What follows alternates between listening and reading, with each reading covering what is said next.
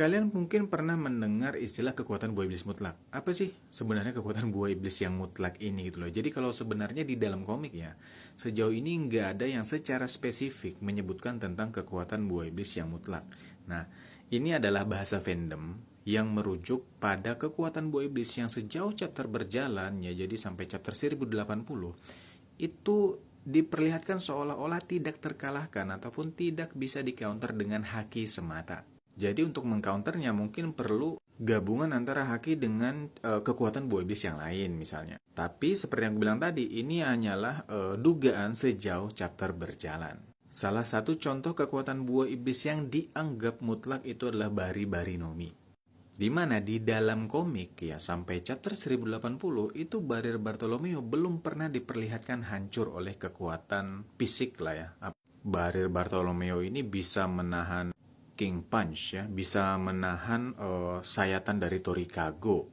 Bahkan ketika digunakan oleh Semimaru yang tua, itu dia bisa menahan serangan Oden yang marah yang menggunakan Enma itu dengan santainya hanya dengan bermodalkan kekuatan buah iblis Bari-Bari no Mi ini. Makanya dianggap mutlak karena menyesuaikan dengan natur dari kekuatan buah iblis Bari-Bari no Mi yaitu perisai ya. Apakah itu berarti Shanks dengan Kamusarinya yang bisa menumbangkan Kid itu tidak bisa menghancurkan Barir Bartolomeo? Nah, ini tentunya pembahasan yang menarik. Makanya kata kuncinya adalah sejauh chapter yang berjalan ya, sejauh chapter 1080. Barir dari kekuatan Bobis Bari-Bari no Mi itu belum pernah dihancurkan dengan kekuatan haki semata. Pertemuannya dengan Shanks belum terjadi, jadi ada beberapa skenario. Shanks bisa menghancurkan barir yang diciptakan oleh Bartolomeo dan kemudian menghancurkan mitos mengenai kekuatan buah iblis mutlak ini.